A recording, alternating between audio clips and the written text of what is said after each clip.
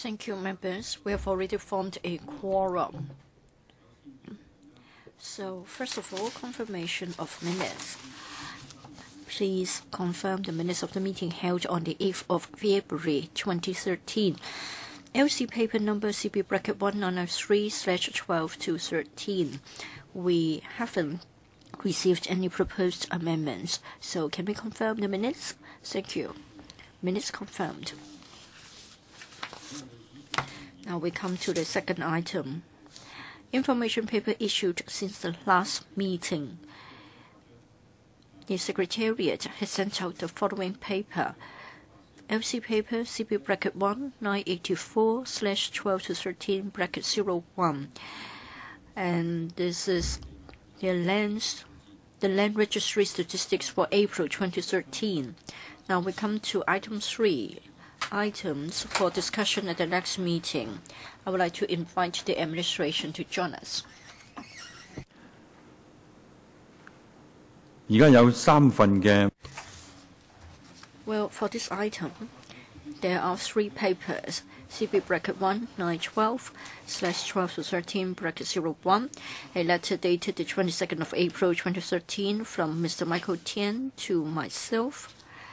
The second one is paper CB bracket 1955/12-13/01, which is a list of follow-up actions, as well as paper CB bracket 1955/12-13/02, which is a list of outstanding items for discussion. Good morning. Please take your seat. For our next regular panel meeting, it will be held on the 3rd of June at 2:30 p.m. The administration has just suggested the following item. That is the Community Hall at Xiaoming Road, Kwun Tong. So one item suggested by the administration. In addition, on the 22nd of April, Mr. Michael TIEN wrote to us, and you'll find it in paper CB bracket 1912/12-13 bracket 1. He would like to list the following item for discussion. That is improvement of the living environment of Po Tin Estate. The administration has indicated that it has no objection to this being discussed on the 3rd of June.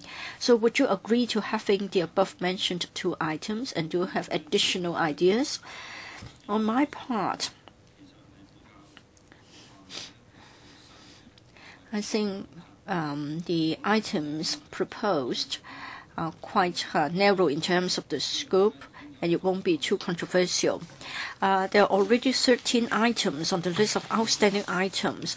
I suggest to administration not to allow it to sort of leave it there. Otherwise, it will be difficult for us to finish all the items before the end of the session. So is it possible to have an additional item for the 3rd of June?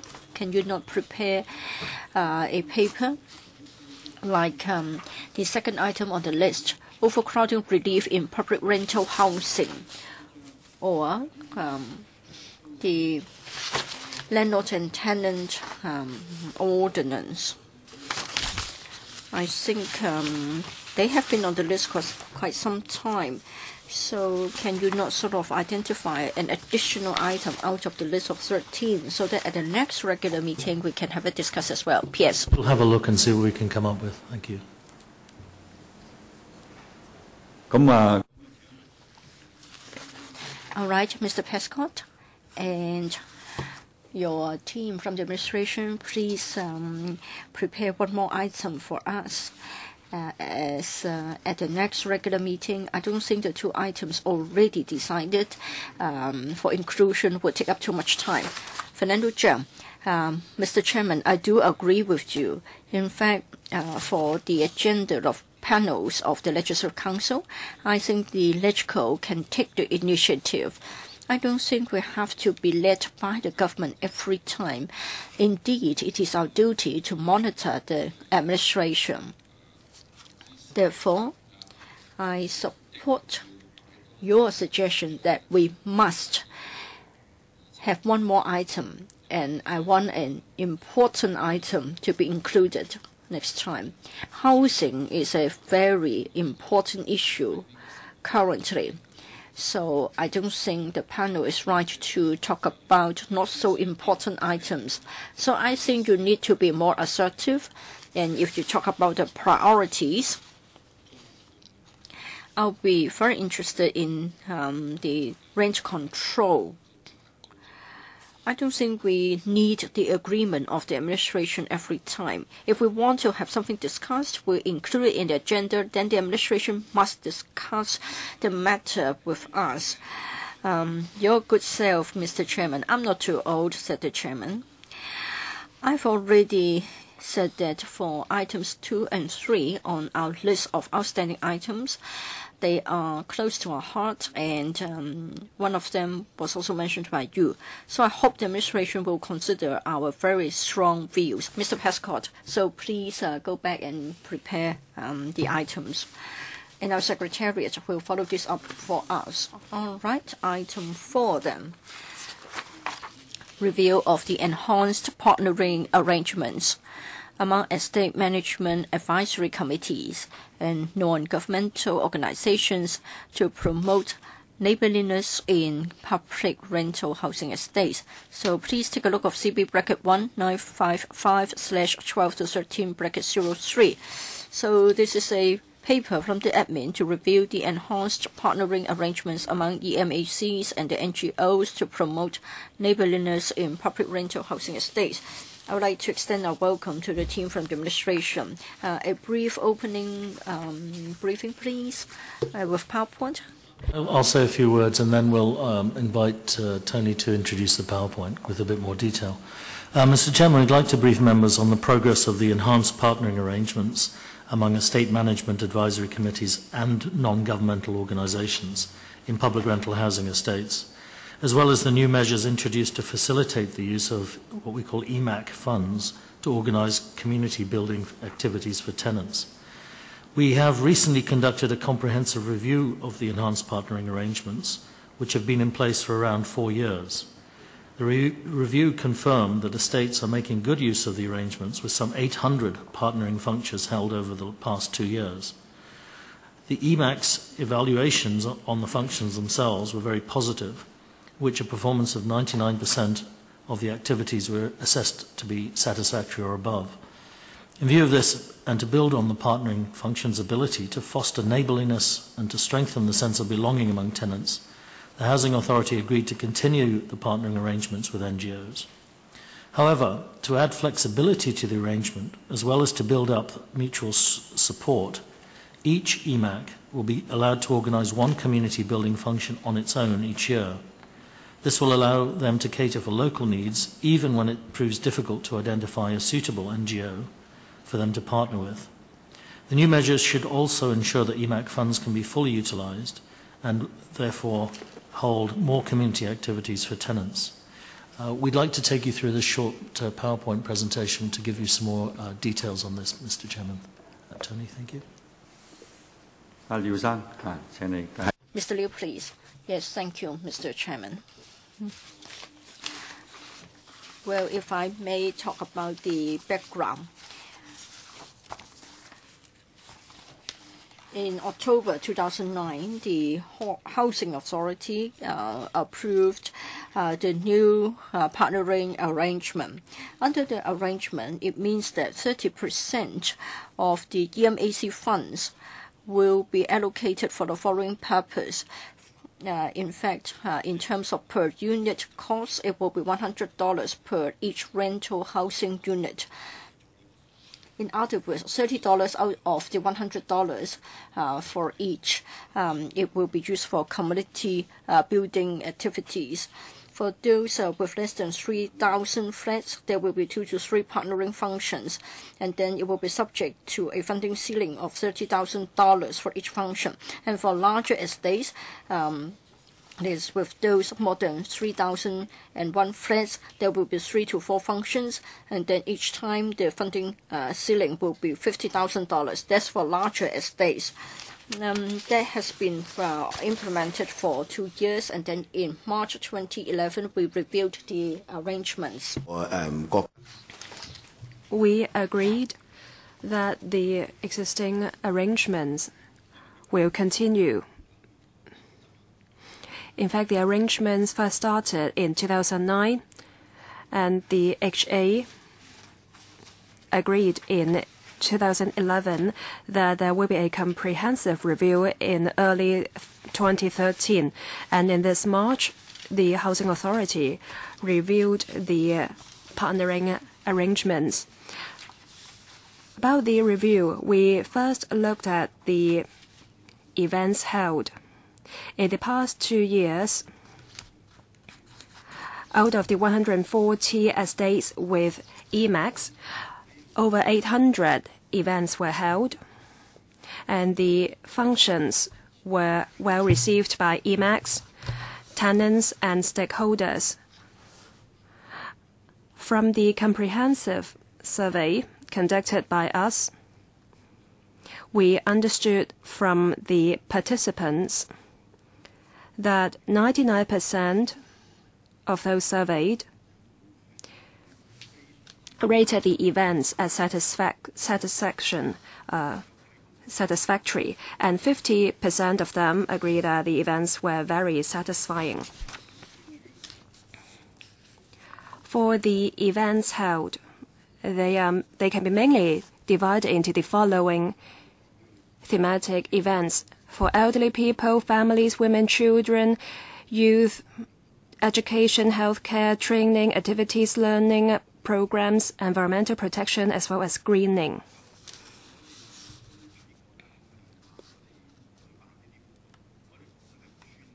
We also are of the view that there are certain goals we would like to achieve in the PRH estates, for example, caring for the elderly tenants. So last year, we requested that in each estate, there should be at least one event for support and caring for elderly tenants every year. Healthcare in the community is also important to us. So since 2011, we partnered with the Department of Health to hold large-scale partnering events to promote healthcare in the community. Now, for the following slides, they are about the events held. First, activities for elderly tenants. And next, functions for different age groups. As said, we liaised with the Department of Health, and the photo on the right is in fact one held jointly with DFH. It's a sports day for all event.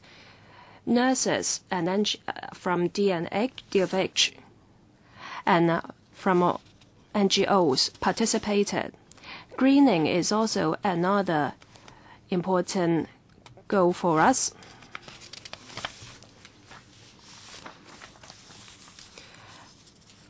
There is a large-scale biannual seminar within the HD. Members of EMAX were invited, and this is indeed a platform for us to plug the partnering functions. The last meeting, representatives from EMAX and the Department of Health were invited, and they attended to share their experience with us. So these photos show the events held in 2011, show the meetings of the held with the EMAX in 2012. We have a stringent system to monitor how fund is used. We act as the gatekeeper, and the expenses incurred will be reimbursed by making reference to the standard expenses adopted by the district councils, and we also take sample checks after the events to see whether the requirements are complied with. We understand that some housing estates encounter difficulties when identifying partners. For example, because the estate is small and there are not enough NGOs nearby, so it's hard to identify NGOs to partner with them. And some NGOs lack the resources to join the partnering arrangements. That's why we agreed this year that the IMAX should be allowed to hold thematic events on themselves. Now the partnering events started in 2009. And so the IMAX should have acquired sufficient experiences by now to hold events themselves, and the members of IMAX are close to the tenants, so they should be able to identify the needs of the tenants.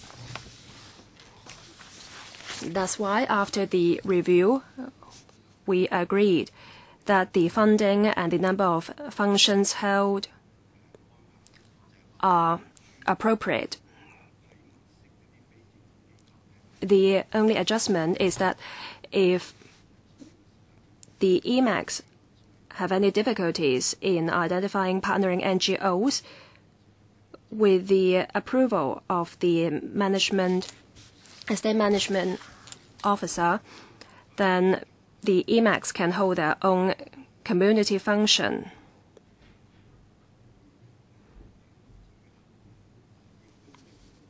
On the other hand,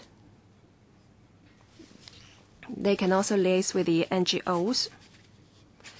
And that's all I have to say. Thank you, Chairman. I am happy to take questions. All right, I'll open the floor. 4 minutes each. Please be succinct. Mr. Leung Chi Chang, Mr. Wu Chi Wai, Mr. Lo Wai Kwok, Dr. Fernando Chang, Mr. KK Kwok. Waiting to speak. Anyone else? All right, that's it then. Mr. Leung Chi Chang. Thank you, Chairman. For this partnering arrangement, I completely go along with it. I'm a member of an IMAC in Tin Shui Wai. I also joined some of the events. Now, personally speaking, I think it's good to have large-scale events in a PLH estate every year so that tenants can join in and help prepare the events.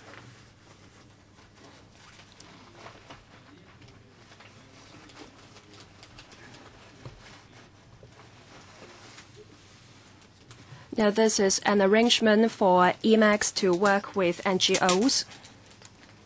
It's a way to utilize resources. And it can also cater to the needs of individual estates. So I support the arrangement. Now, I would like to talk about the $100 per household for holding events.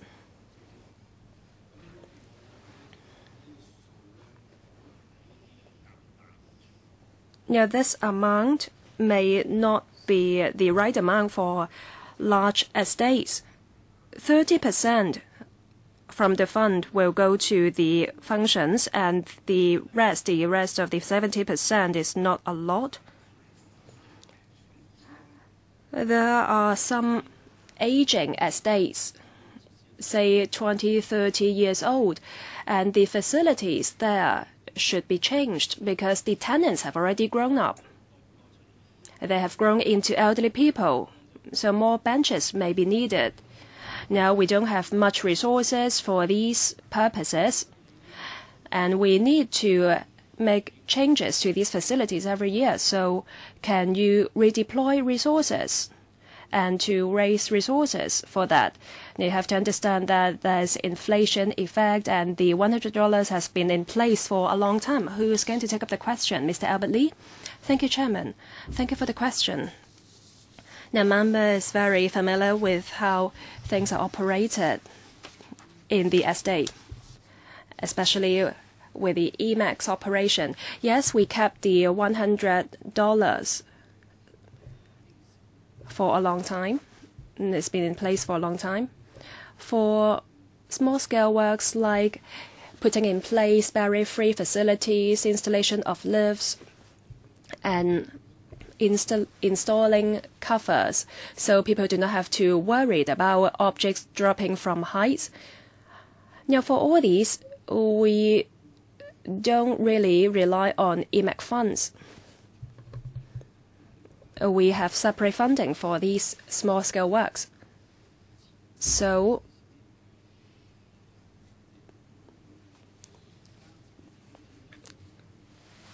for the facilities funded by IMAX, at present, they are still in good use. In the past 2 years, $17 million, $80 million were allocated, but we only spent like 54% and 72%. So it's still running well, but of course we will keep an eye on the situation to see whether there's any room for improvement. What if there is a need to install more tables and chairs? How would that be funded? We'll give assistance to individual estates with needs. Our goal is to ensure there is enough funding for the works and facilities. I think Mr. Leung would like to see more flexibility. Now, Mr. Wu Chi-wai, over to you. Thank you, Chairman. I don't have much views about the partnering arrangements, but I would like to talk about the many restrictions of how funds is to be used under IMAX. 30% for the partnering arrangements and further funding for printing calendars, for New Year flowers planting.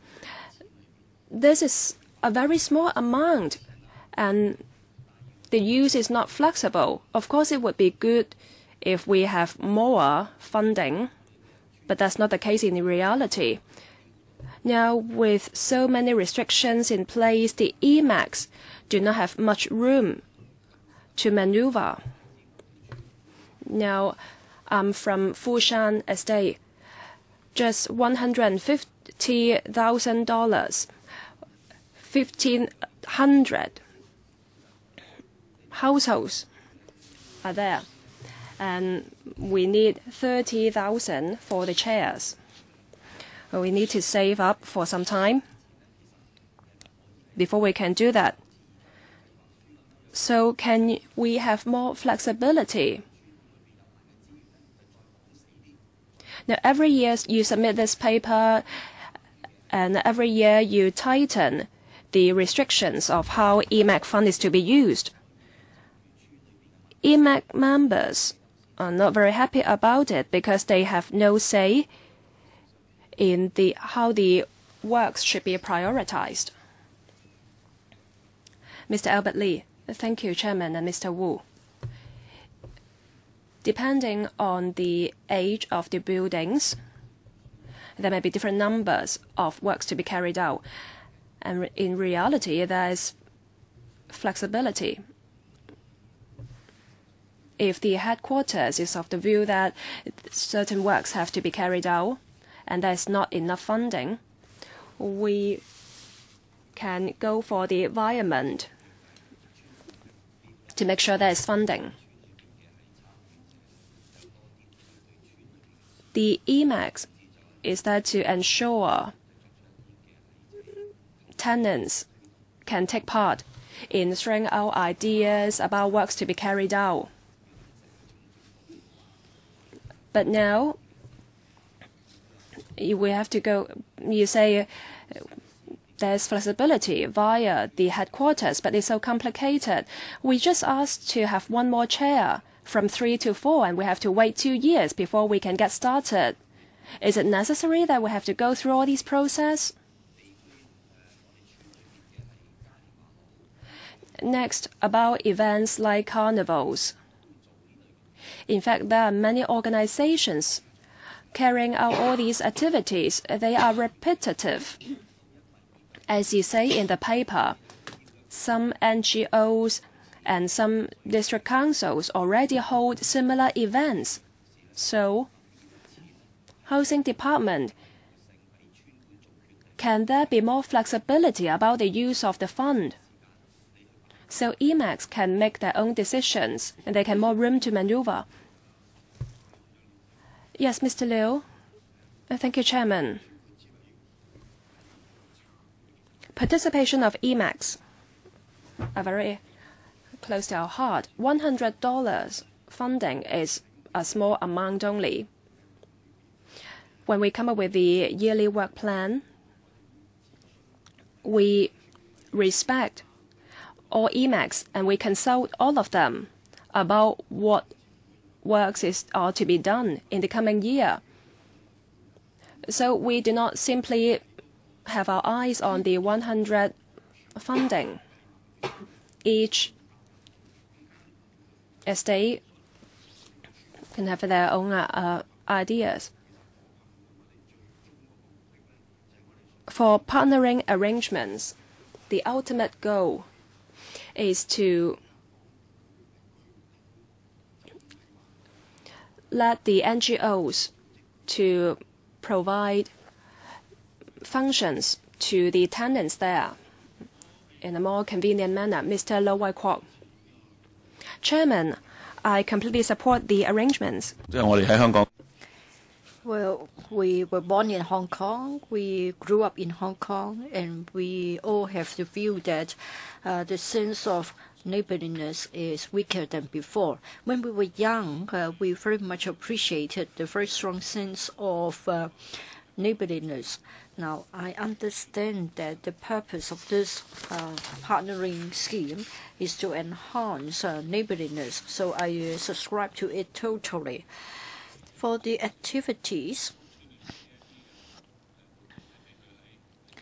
for the elderly tenants, I think sometimes the life could be very boring, so by having such activities, it will be having a positive impact on them.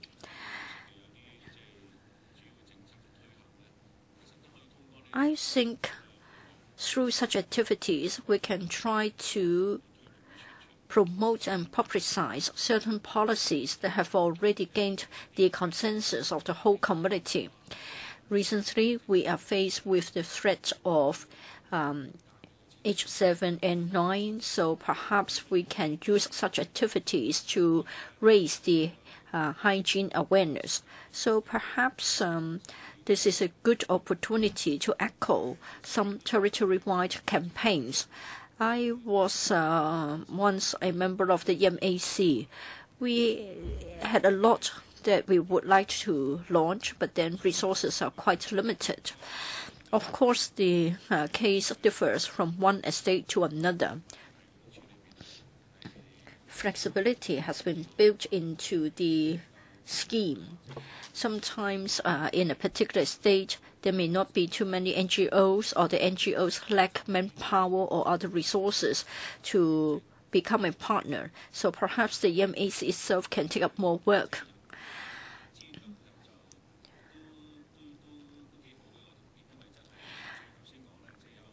I think, as it has been pointed out, we do have representatives from individual blocks.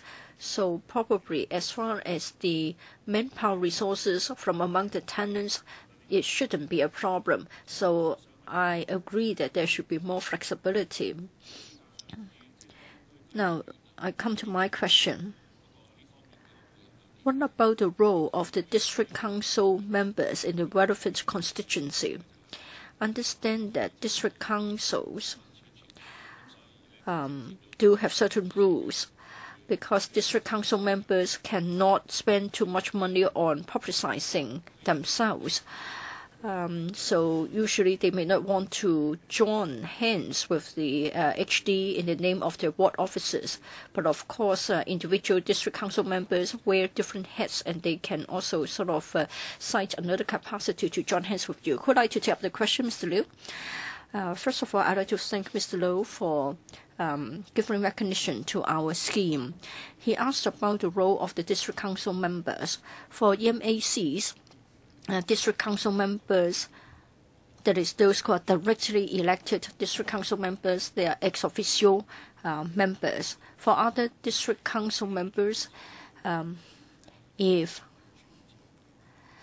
they sit in, they are also members of the EMAC.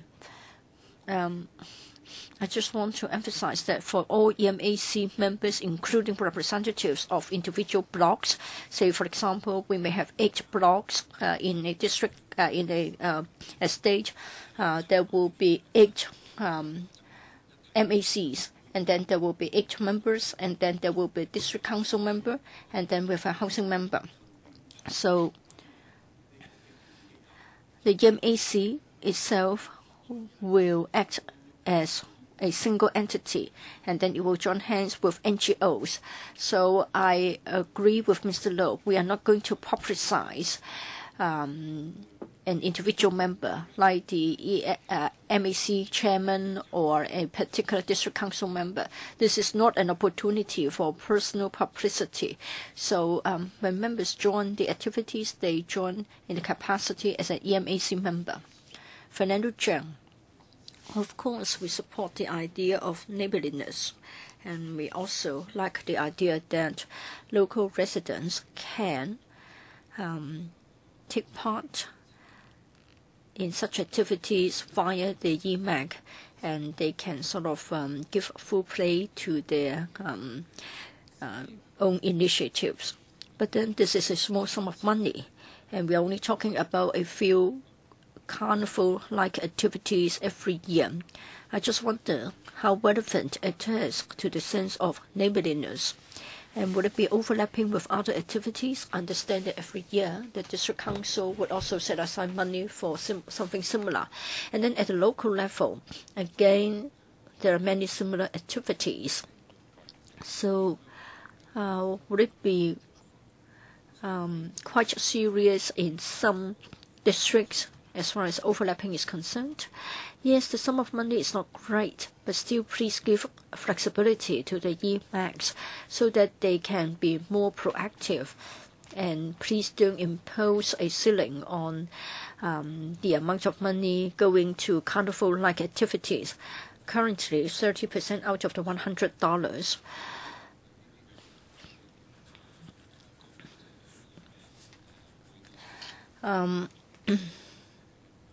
Every year, as to the kind of activities, the titles of the activities, the names of the NGOs, the number of attendees, I think if all such information is made public, then it can enhance the transparency and more people would understand your activities. This is not, of course, a very large-scale scheme, but still we want you to delegate the power and provide more flexibility. As Mr. Wu has already said, some estates may have certain unique needs, so please give them more flexibility. Would you like to take up the question, Mr. Lee? Thank you, Mr. Zhang, for your comments. In principle, we do agree with you.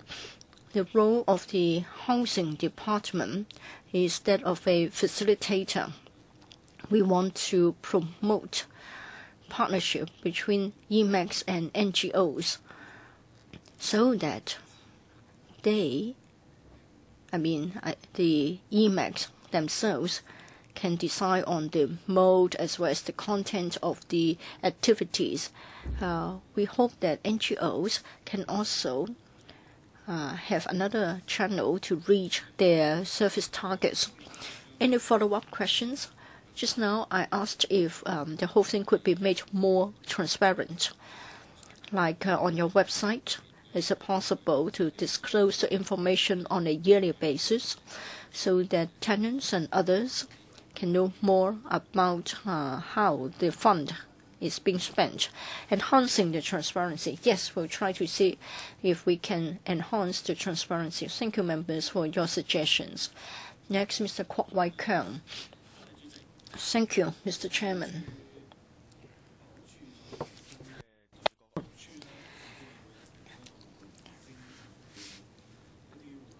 Now, activities are to be organized to promote neighborliness via the EMACs.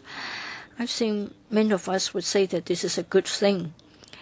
But then it seems that there is a lack of flexibility when it comes to the use of funds. I think at the root of the matter, this is because of the lack of money. $100 is already a very small sum, not to mention $30 for this specific purpose. Is it possible to adjust the level? Is $100 the maximum and you can't add to it at all? That's the first question. Second question, if we examine the nature of the activities, it seems that there is quite a variety, something for elderly, for the family, women, children, environmental protection, whatnot. I just wondered if the Housing Department has considered the following. Can you not have a major theme every year? In the course of our cooperation with NGOs, we found that if you have an annual theme, then it will be easier for the EMACs to echo the yearly themes. Now, I understand that sometimes they have something against drugs. Others would like to promote more physical activities. I just wonder whether there is a lack of direction. And then you can't bring out the idea of neighborliness. And the tenants would easily think that it is more about anti-smoking or environmental protection. As a result, your main idea may have been sidetracked. So would you consider having a theme every year so that everyone can follow? And then the assessment. It is said that the satisfaction rate is 99%. I don't think it is easy to get such a high level of satisfaction. Of funding. I think we've got to bear two things in mind. First, these are public funds, so they must be accounted for. And I think it's important that we do keep control over those funds to ensure that they're used for the purpose for which they're voted. But beyond that, I think the total quantum that we're talking about at the moment, last year, for example, $18.4 million, is not a small sum. It is a reasonable amount. Of course, it has to be distributed among many public housing estates. And we want to make sure that the distribution of those funds works in a way that suits the local community, because at the end of the day, it's really their ideas. You've also got to bear in mind that there are other events that are other programs that are being funded either by the HA or by district councils, social welfare department, and so on and so forth. As the other honourable member said, there are many events actually taking place in the districts. We don't want to be a conflict between them. So we need coordination, but we also need to make sure that those funds are used properly, Mr. Chairman. I'll ask Deputy Director to comment. Yes, Mr. Lee. If I may answer the two questions asked by Mr. Lee. As to having a theme, in fact, just now when Mr. Liu gave you the briefing, we'd like to focus on the elderly, family, women, children, young people, education, health, environmental protection. I think Mr. Kwok is right. That is, for the year 2013-14, our focus would be on the elderly population as well as environmental protection. So we do have a focus, and we would like to have more activities in that direction.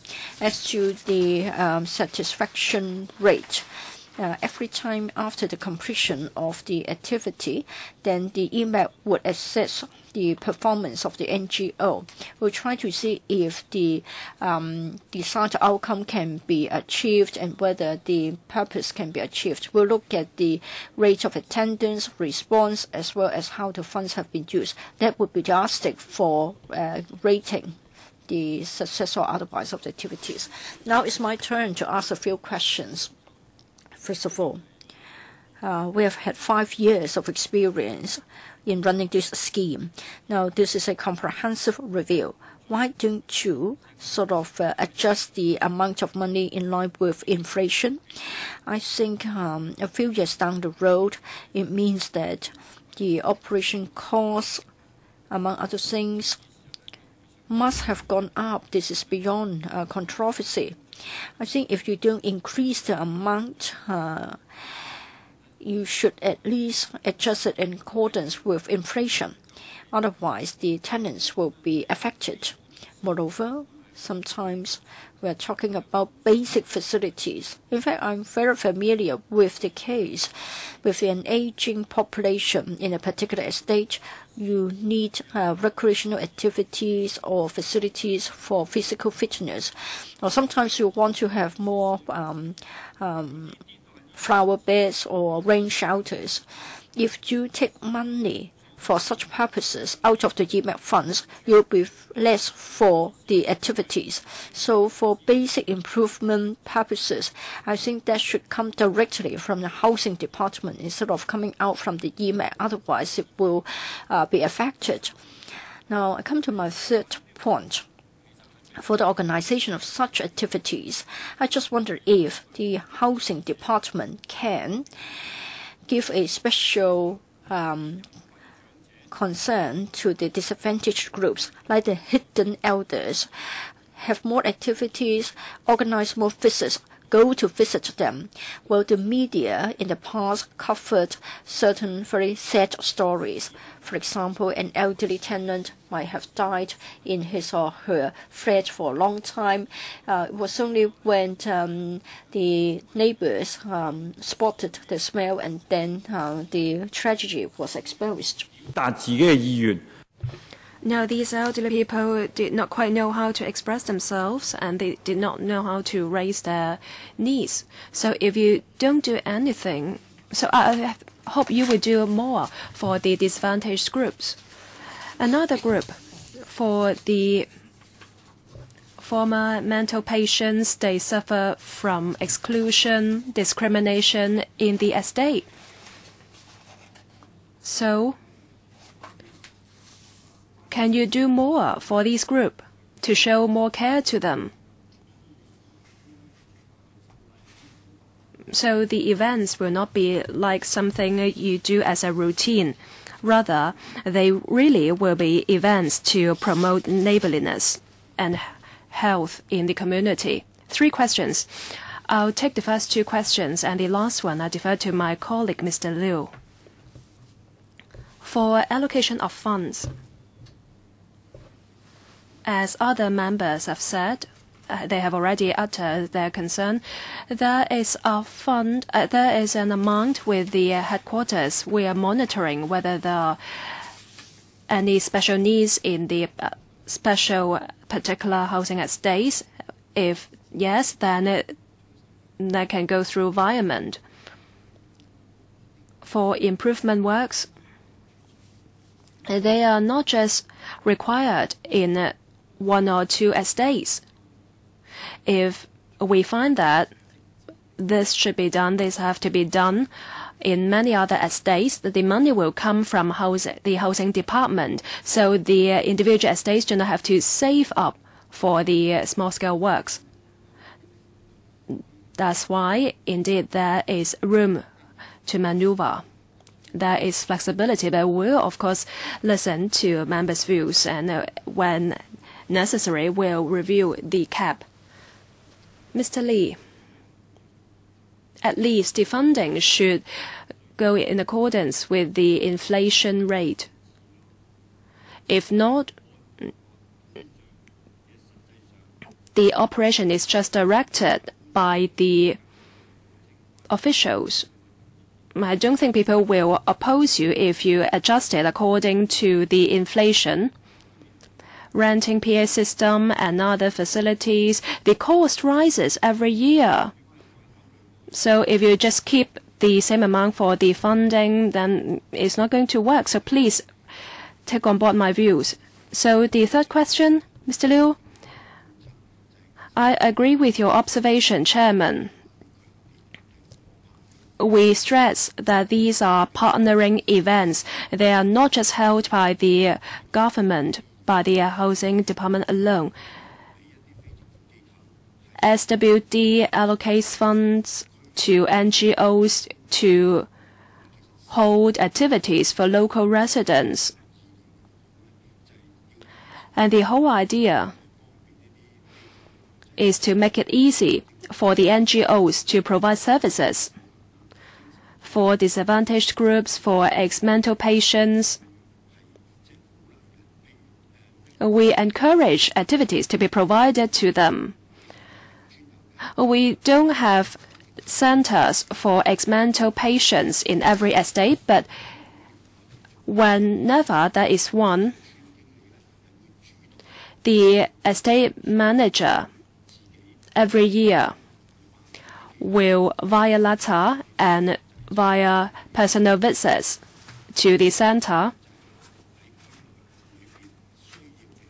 to ensure participation in relevant activities for the ex-mental patients. And we are doing the same when activities for youth and elderly people are concerned, and we spare much effort into doing this. We take the initiative to contact the NGOs to encourage them to join the partnering events. And just a point to supplement about whether enough funding is there. As said, over the past few years, there is funding left. 50,000 for a large-scale event, 30,000 for a small-scale event, and we appreciate that there is still room to maneuver. When we came up with the restrictions in 2009, we left room for maneuver already. But for the three parties involved, the money was well spent, and up to now there is no overspending. But if more funding is needed for certain events, we'll give discretion in granting approvals. Mr. Leung Kwok-hing. For themes of activities, most of these activities are for elderly people because these people are really the source of your votes, your ballots are from. How come so few are for youth and for women, family, children? For the latter group, just 3%. I'm sure there are lots of women, children, and families in a public housing estate. Let me just be direct with you. The way things are, it shows that it's better than doing nothing. But I don't see you have much commitment here. It's just disproportionate. Oh, there are so many young people living there. Just 3% of the activities are for them. This is just disproportionate.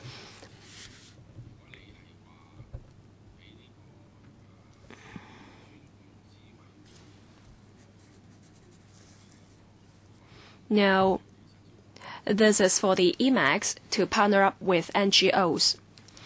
This is not going to work. Absolutely not. Well, they don't really know the NGOs. So the arrangement will just degenerate into a kind of campaign for politicians, election campaign for these people. Now, I have one suggestion. Why don't you go via bidding?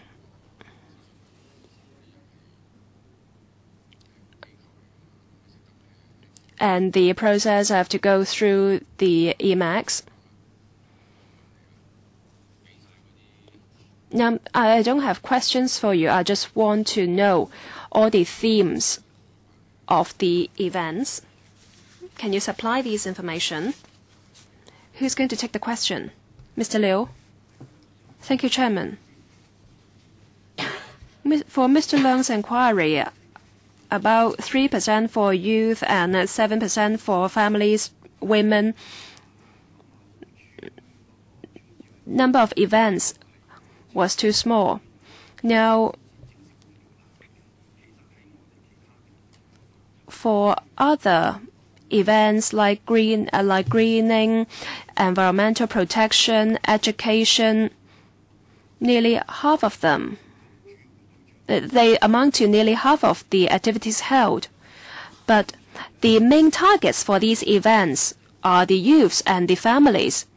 So saying that 3% are for youths mean only that the title of the events are for youths and that the major targets are youths. Whereas, in fact, some other events are for elderly people as well as women, children, and young people. For the scope, in fact, is a wide scope that ranges from caring for elderly people, hidden young people, disadvantaged group, environmental protection. All these are covered. And we are transparent. Every year, we come up with work plans for each PRH at state. Before the meeting, state management liaises with SWD and the NGOs in the community and other relevant parties to liaise what sort of themes are to be put in place. For 2013-14, the theme is going to be for elderly people. For large estates, they can hold up to 4 events each year, and the EMACs can come up with their own suggestions and ideas. Having collected all these views, the estate manager will submit all the ideas for members, for members' selection. And we are also happy to take up more suggestions. Chairman, a simple question. Information you require? Yes. Whether they have the information, and can I have a copy of that? Please, I would like to have a look. Not just for me, but for this panel, okay? All right, we'll wrap up on this item. Let's move on to the next one. The 5th item on the agenda. Technical studies for potential public housing sites in the planning process. Paper number CB bracket 1955/1213 bracket 04, which is about technical studies for potential public housing as sites in the planning process. I'd like to welcome government representatives. They have yet to come in. We have with us Mr. Pascott, Permanent Secretary for Transport and Housing, and Ms. Ada Fong, Deputy Director from Housing Department, HD, Mrs. Connie Lai, Chief Planning Officer from HD, and Mr. Kenneth Wong, Chief Civil Engineer from HD. Welcome all. May I invite the official to give us a brief introduction? Short opening remarks while they're setting up. Today we're going to present to members a range of technical studies required in the planning process to assess the suitability and feasibility of potential public housing sites. With the increasing complexity and constraints being encountered on these potential housing sites, we now have to conduct some 15 different types of technical study on each site at least. Indeed, for some sites, additional studies such as ecological assessments, heritage and visual impact assessments are required depending on the characteristics of those sites and whether rezoning is required. Despite the need to conduct such studies, the Housing Authority has been able to compress the development program from 7 years to 5 years on what we call spade-ready sites.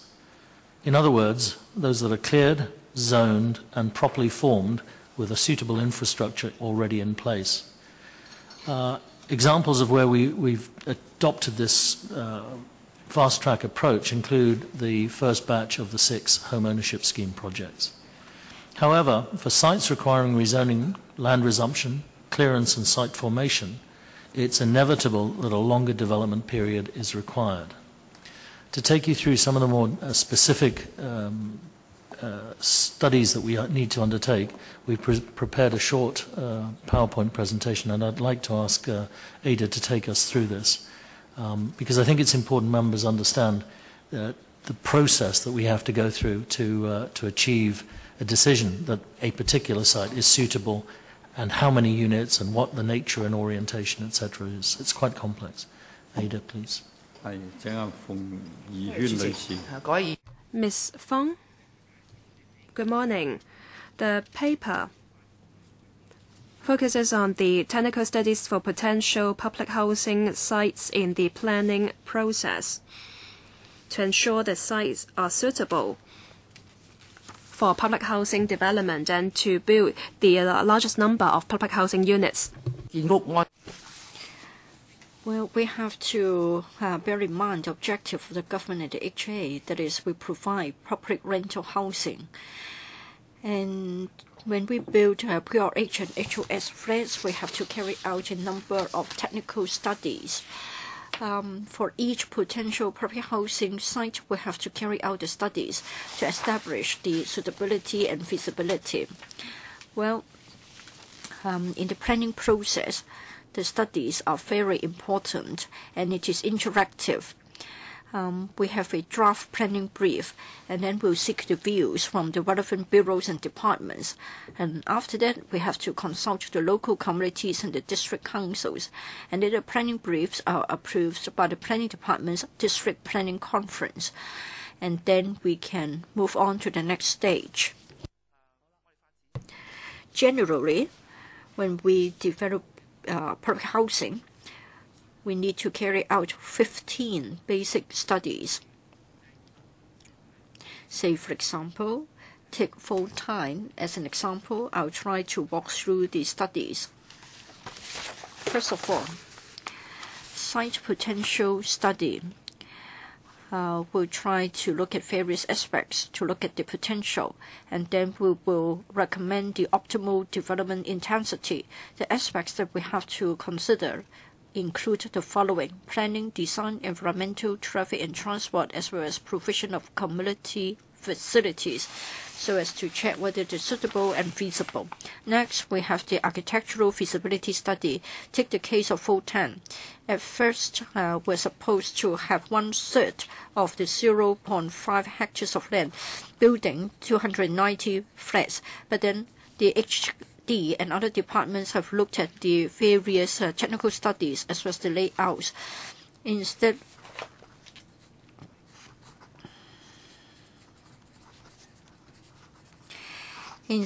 of 1,400 and then 3,800 flats, we eventually have a final layout and plan which gives us 4,000 flats occupying 3.9 hectares of land instead of 0.5 hectares of land.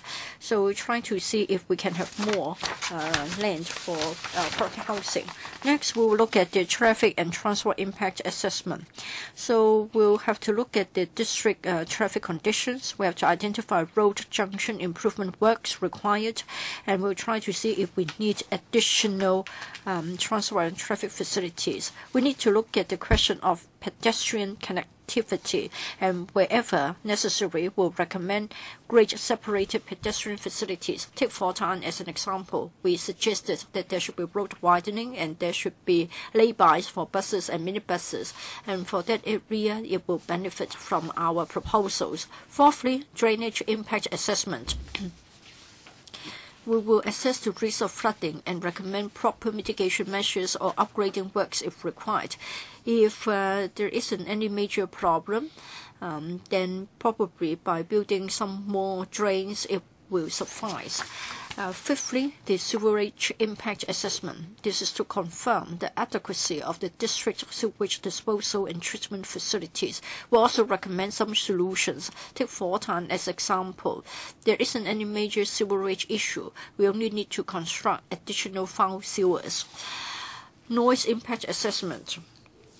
We have to identify the source of the noise impact. We need to propose mitigation measures. Say, for example, along the major roads or railway tracks, we need to erect noise barriers, and then appropriate mitigation measures at source would be recommended and taken up. For full-time, we have to look at the case of the cooling system. We need to seek a solution. Otherwise, our scheme would not be feasible. Next, air quality assessment. This is to assess the vehicular emissions and or chimney emissions and propose the mitigation measures if required to meet the air quality objectives. For the Fo-Tan project, within the 500 meters site, we have identified 3 chimneys. After assessment, we have found that they would not have an impact on public housing. Water supply and utilities impact assessment. We assess the demand for fresh and flushing water supply. And we need to check whether power supply and gas supply is adequate. Say, for example, if there are high voltage overhead transmission lines nearby, then we have to carry out a safety assessment. In the case of Fo-Tan, we have checked everything and we are satisfied that all the relevant supplies would be adequate upon intake of population. Ninth, geological and geotechnical appraisal. We have to identify adverse geological and geotechnical features, if any. If there are adverse geological or geotechnical features such as false, highly variable and deep weathering profiles, high groundwater table, then they may impose significant design and construction constraints. In the case of Fo-Tan, the faults have been identified, but they are not serious and can be addressed by architectural and engineering design. Number 10, ground investigation. We need to carry out ground investigations so as to provide data for layout, the planning and foundation design. According to the investigation outcome, will position the high-rise domestic buildings in locations with the least geotechnical constraints as far as practicable. For Fo-Tan, we have already undertaken the GI. Microclimate studies, we used computer modeling so that we can compare different design options. And then we can look at the wind environment, natural ventilation, daylight and sun shading, and mitigation of solar heat gain for the entire development. It will benefit the area as well as individual flats so that it will be well ventilated and there will be natural sunlight. In the case of Fo-Tan, we had the microclimate studies. The current layout would be quite good. Air ventilation assessment. It assesses the ventilation as a whole. It is a macro assessment. We look at the pedestrian wind environment at grade. For the Fo-Tan PRH project, the AVA confirms that the prevailing wind will be easterly, and it means that in summer, we have southwesterly winds, and we have already taken this into account, and it won't cause any adverse impact on the layout or the orientation. Next, tree survey and impact assessment. We conduct survey of existing trees and assess the impact. For Fo-Tan, we recommend tree compensation plan for all the trees affected and required to be removed. So sometimes we'll try to compensate for the loss of trees. Next, visual appraisal. The visual appraisal is to check upon development whether there is an impact visually at the key public viewing points. Usually we submit it to the planning department and we have our visual impact assessment study being accepted. Next, land surveying. We'll look at the existing topography, utilities and trees so that we can carry out other technical studies, and we'll look at the land boundary record so as to identify the land status. For Fo-Tan, this has already been done. In addition, we have another 10 studies for potential public housing sites. They are specific studies and they are needed in the light of the characteristics or constraints of individual sites. So some out of the additional 10 may have to be undertaken before we can complete the report. The 16th, planning and engineering studies. So for very large and complex sites like Guangzhou, and then we would be having such planning and engineering studies to find out whether it is suitable for public housing development, and we'll look at the land formation as well as infrastructural design, and then we'll recommend the engineering measures as well as the development parameters. But we're looking at very large projects. Next, land use assessment. We'll look at the land uses in the vicinity. We'll try to see if we want to swap with, relocate, or reprovision some existing or planned facilities. For Sha Tin Area 52 Section O, after swapping the site, instead of 8.8 hectares, we have 13.3 hectares. And instead of 7,700 units, we have 11,000 units. Land contamination assessment. If the site has been used previously for industrial or related purposes, we have to carry out such a contamination assessment, and we have to provide a solution. We'll look at the soil samples to see if we need to have decontamination. Like in Wang Yip Sai Street, in the past, it used to be used for garage and vehicle repairing workshops, and so metal has been stored there, and we need to carry out the land contamination assessment. 19th, the quantitative risk and potentially hazardous installations assessments. Chlorine storage and industrial gas facilities would be regarded as PHIs, and then with the consultation zone for Hip Tin HOS, it is within the chlorine storage consultation zone of Sha Tin sewage plant and water supplies plant, so we have to carry out the study. And then the 20th, this is the site formation assessment. So we need to look at the hilly terrain like Dong Tao cottage area. When we try to carry out the site formation, we have to define the extent of the excavation and the earthworks. Natural terrain hazard study. It is about the natural slopes. If they're close to our site, we have to carry out this study to ascertain the hazard and recommend mitigation measures. The 22nd, existing slope features assessment. In the case of Odan, we have to appraise the existing man-made slopes to make sure that the standards are up to the mark, that is, whether they're up to the current requirements concerning the margin of safety. The 23rd one is the ecological assessment. If there are areas of ecological and conservation importance, then we need this assessment. For Fanlang Area 49, we have a stream, and we have newts and other rarely seen fish, and we have to carry out an autumn and winter season assessment to find out that the construction won't affect the ecology. Next, heritage impact assessment.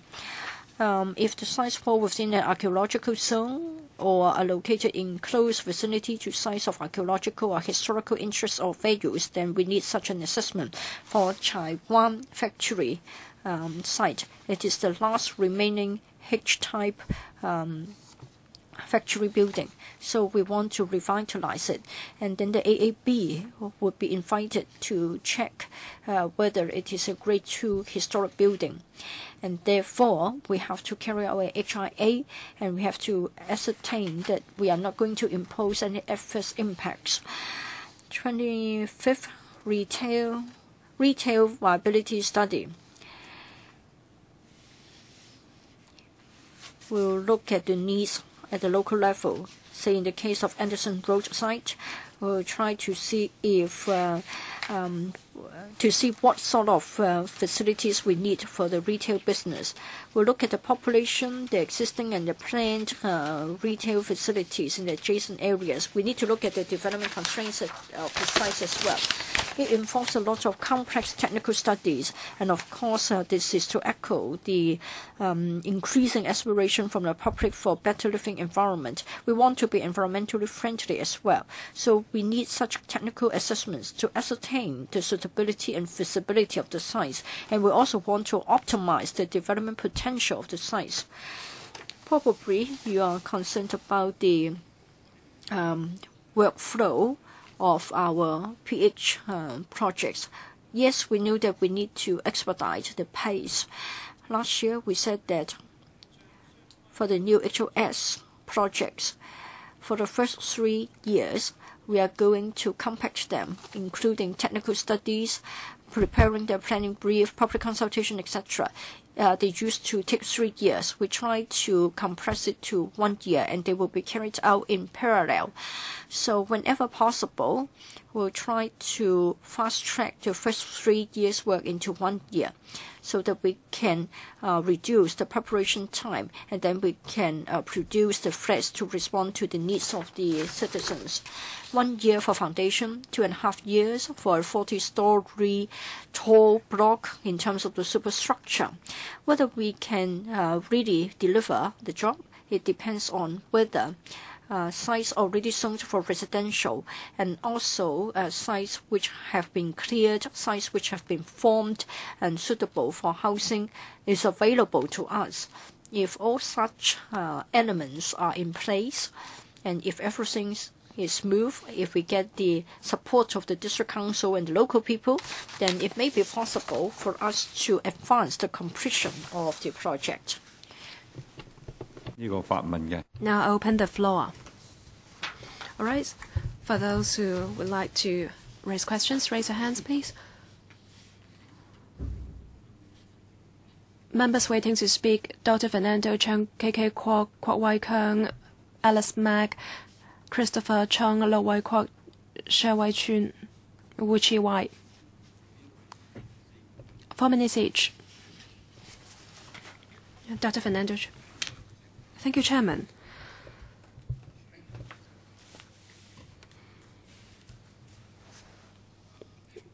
Now, the Housing Department submits this paper, which is about the various technical studies for potential sites.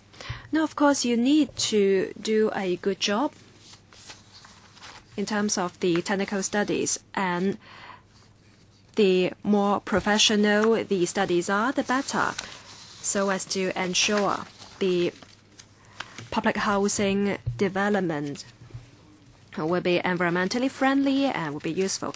But for all these studies here, they haven't got any social impact studies or any social aspiration studies. You already have a study for retail, but not those. Bear in mind, people are living there. And there are people living around the development. So what about the impact of the development to the people around? So in looking at the potential of a site, you have to bear in mind the needs of the community. Say, for example, you want to build a new town in Tongcheng. You have to assess the impact on those people already living there. Tongcheng is quite isolated, far away from urban area.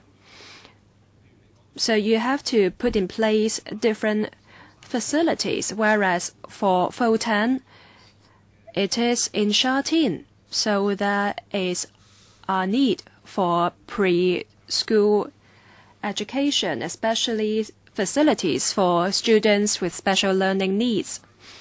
But you don't have any studies for that. You hire experts to look at impact on heritage, on the environment, and even potential for economic activities. But you don't take into account social impact and social aspirations. So, will you give priority to social needs, community needs? Especially when it comes to design, the mode, facilities in the development. All right. Department, please. Mr. Pascott.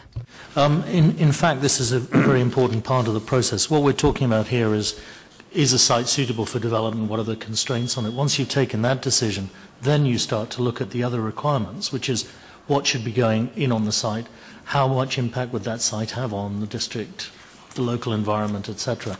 And we take that forward through a series of workshops, through briefings and consultation with the district councils, through activities which are intended to engage existing local residents in the process of developing the concept. We also have to conform to the existing town planning requirements. So, for example, in a particular area, there may be a need for additional schools or welfare facilities and so on and so forth. All of that comes out during that second stage process. Once we've decided that, yes, the site is suitable for development, then the decision goes into, well, how is that then taken forward? So that process also takes part as an essential prelude to the final decision on design and involvement. And indeed, I would agree with the Honourable Member. The social impact of all of our projects is important, particularly in the existing urban areas, where, for example, part of our process may actually be a redevelopment process. So we also have to look at that as well. So yes, it's a very important aspect. Now, Ms. Fong, would you like to supplement? In fact, for all these studies presented, apart from that, we also have other works being carried out. We liaise with other departments to identify community needs, to see whether we have to build schools, kindergartens, nursery. All these are covered from discussions with other departments. It's just as they're not here in the paper. Can I follow up? Second round, please, because you already have extra time. Mr. K.K. Kwok. Chairman, I'm sure government officials are very cautious. That's why it takes so long to build the 70,000 flats. I don't think we can achieve that even when Mr. C.Y. Leung leaves office. Your practice when compared to private developers is very different. You are a large department, lots of civil servants. Your force is larger than private developers, but you are famous for being slow and ineffective. When you want to compress the timetable to 1 year for certain works, it's good. But I think this goal can be met by many others. So how come you drag your feet in building the 70,000 flats? You call it fast-track process. You started this year, and next year you can go for the bidding and also the construction. How come we have to wait 5 years to have 70,000 flats? 75,000 flats. What are you doing? You can even go faster. Of course, these studies are important.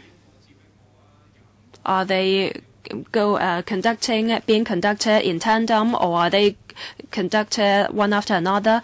Can you undertake to give us data about the sites you have identified?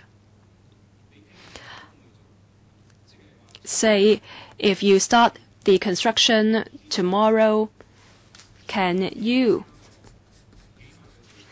complete the assessment by 10th May next year? Pointing that the members accusing us of being inefficient. We're not inefficient. We're actually extremely efficient by any international standards. I can assure the member that our build time at 3.5 years is among the fastest in the world. And I find it really quite disappointing that he's taking that attitude. The reality is that we have been able to fast-track our product. As we can see from this example, we've compressed basically 3 years of work into 1 year. All of the preliminary work is parallel track to make sure it is delivered on time. And I can assure members right here and right now that we will be building 79,000 units in the next 5 years as committed by this government, and they will be delivered on time and against the project timetable. Beyond that, we're being challenged to deliver more, 100,000 in the following 5 years, and we're working towards that target as well. We've already secured the land. We've already done most of the preliminary works. Indeed, most of, if not all of, the contracts required for the 79,000 have already been let. The work is underway, and I can happily take the Honourable Member around and show him the sites that are underway. Because I want the community to understand that my department is working as hard as it possibly can to deliver these units. There is no question at all that where we can, we will shorten the timetable. We've looked at our process to try and make sure that it is as efficient and as effective as possible. But it's not just about numbers here, Mr. Chairman. I think the previous member was absolutely right. We're building quality homes for people who need them most. We never forget that. Sorry, a brief answer. How many sites can you put out earlier for the fast track? A brief 4,000 units from the second 5-year period. And that's just in the last year. And as I said, we're also, and this is just the public rental housing, on top of that, we've advanced the production of home ownership scheme, 17,000 units within that fast track program. We have a huge program ahead of us, and we will deliver on those. All right. Just now, Mr. Pascott said we can have a site visit. Can you please make arrangement, Mr. Pascott, so that at the appropriate time we can really go there, have a look. We'll put it down to record. All right, Mr. Kwok-hing. Thank you, Chairman. 2 questions. You compressed the timetable from 7 to 5 years. And for the first 3 years, that is going to be compressed to 1 year. For this fast tracking, are we talking about the first 15 assessments? For assessments 16 to 25, they are the additional assessments conducted where necessary. If you have to conduct these latter assessments, will that take up more time, extra time? Or will they be conducted in tandem with the first 15 assessments? Now you have assessments for topography, transport and traffic and the future economic activities. However, you don't have anything about the type of housing to be supplied. We're now talking about people, single people waiting and overcrowded people asking for relocation, 70,000 for the first group and 200,000 for the latter group. So what will happen to them? And you're going to go for tendering very soon. So can I have more information so that we can understand your ideas, your thinking better to see whether you are actually responding to market needs? And I'll ask Ada to answer the first one. In terms of the flat mix, we call it the flat mix, what size, small, medium, large, 1 bedroom, 1 person, etc. We do an annual exercise because I must point out, if you look at this plan, we have to take decisions 5 years ahead of the delivery of those units. So we're taking decisions today for delivery in basically 18 months. You mean once you've started the design, you've got to fix in the numbers. And while we have to balance 2 things, the maximum number of units that we can develop on a particular site. Of course, if I could develop every site with just 1-bedroom units or small 1-person units, I could get more. But I also have to have regard to the demand, as the Honourable Member said, both our waiting list as well as our existing tenants. So we do that on an annual basis, and it's reviewed every year to make sure we're delivering the right numbers. Perhaps Ada can deliver the other questions. Thank you for the question. For planning, consultation, construction, the first 3 years cover all the assessments.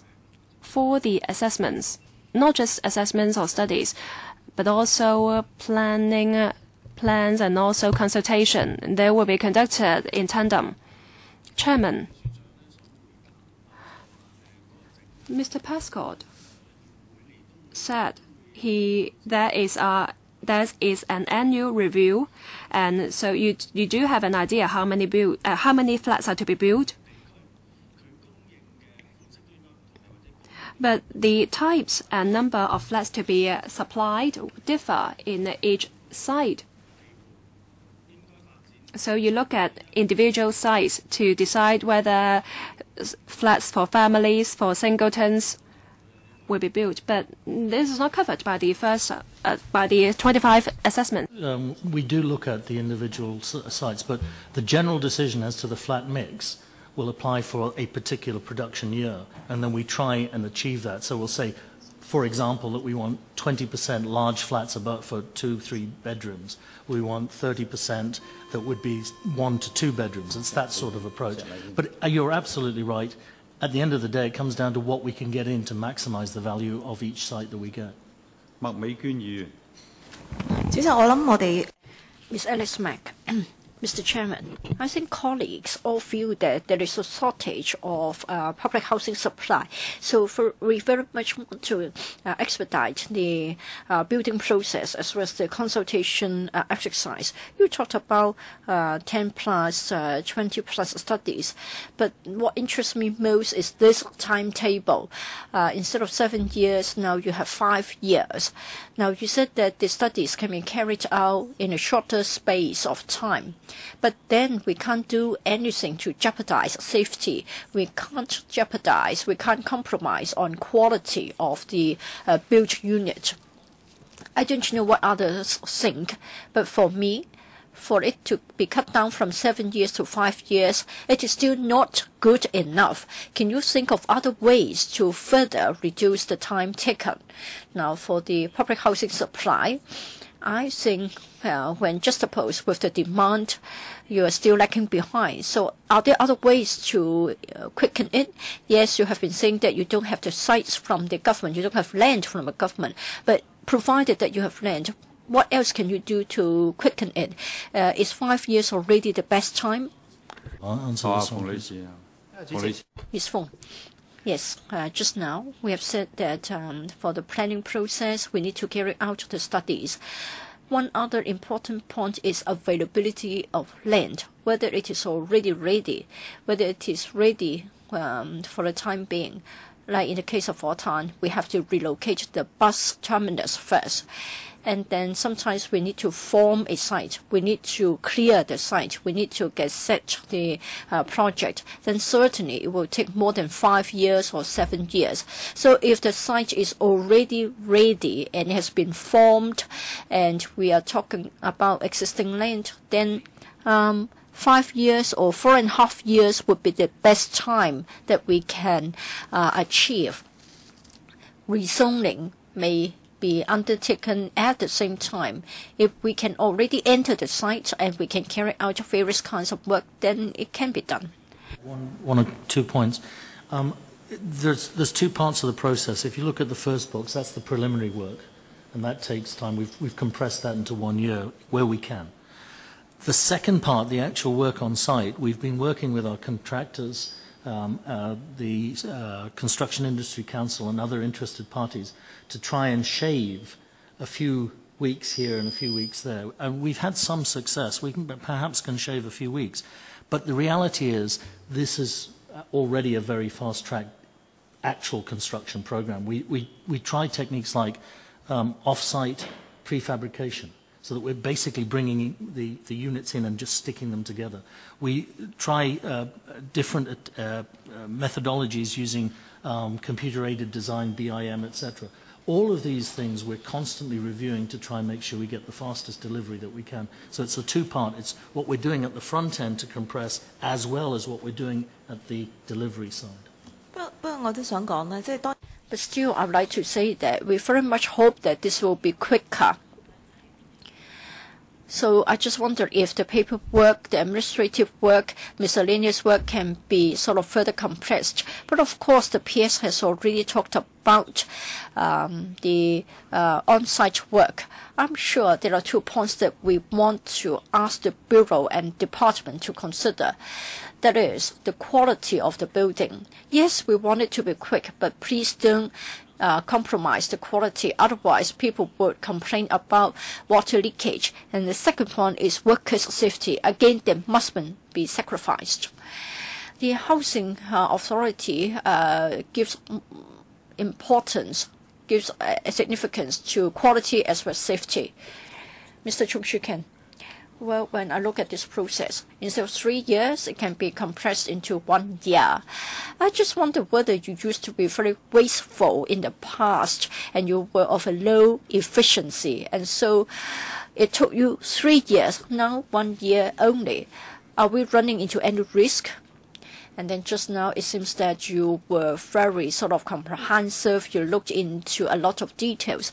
But then for the past decade or so, the quality of the PRH as well as the HOS are really poor. In a particular case, there was flooding in the corridor. A few thousand people were supposed to walk along the passageway, and you don't have any drain holes. And then for the tiles in the bathroom, they are not waterproof.